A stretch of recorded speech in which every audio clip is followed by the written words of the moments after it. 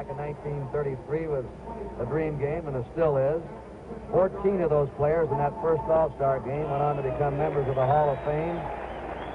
Jimmy Fox, Lefty Grove, Babe Ruth, Lou Gehrig, Bill Dickey, Al Simmons, Charlie Gehringer, and Joe Cronin. The National League, Frankie Fish, Bill Terry, Ty Traynor, Paul Wainer, Carl Hubble, and Gabby Hart.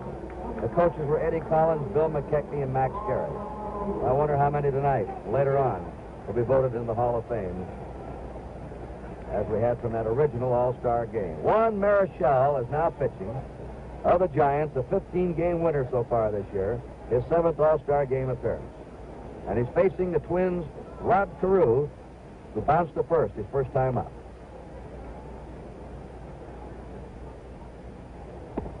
Strike one to him. The American League's had only one base runner, Fergosi, who doubled in the first. Marichal will throw all speeds, overhand you, sidearm you, and has probably as fine as control as any pitcher in baseball.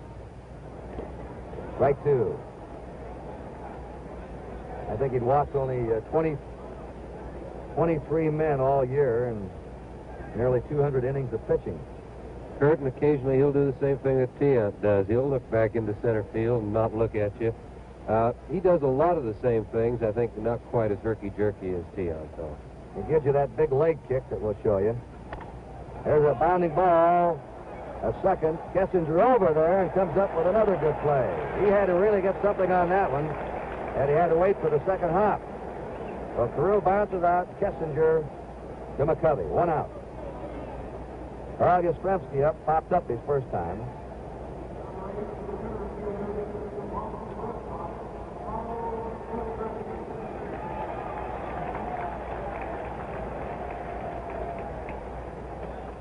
Frank Howard's going to be on deck. National League ahead, 1-0. There's ball one. Watch Marichal, if we get a shot looking at him, the way he kicks that leg up in the air, almost puts his foot in front of his face.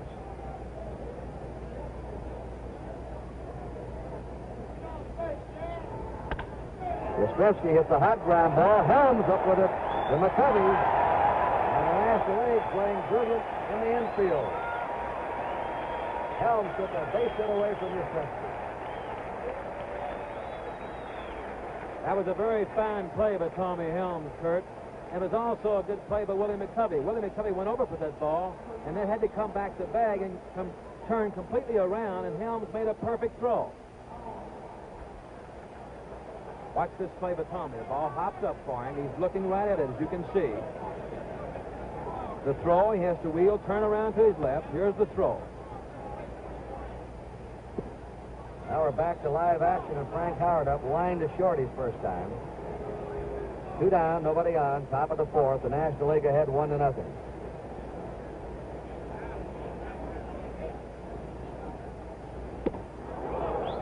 1-1. The American League had Rick Mundy and Tony Oliva warming up down the sidelines, and they'll come in and go to the defensive outfield in the last of the 4th.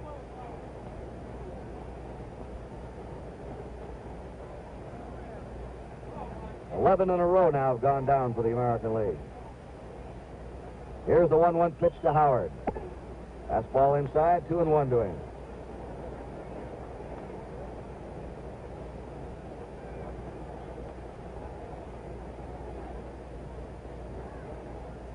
The 2-1 pitch. Fouls it back, 2-2. Curtis, Sandy knows, and everyone knows, has been around this big fellow, Frank Howard. Before the game, I was talking to him, and he said, Pee-wee, what's happened to the All-Star game when they select me? Only 5 homers in a half year. That's what's happened to A him. little modest, isn't he? 2-2 to count. Fouls it off. You know, he's so big.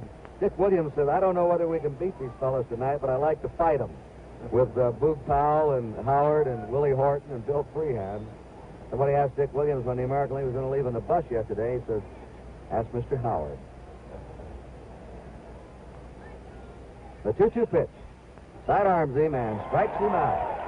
Well, that's it for the American League in the top of the 4th. At the end of 3.5 innings, it is still the National League 1 and the American League 0.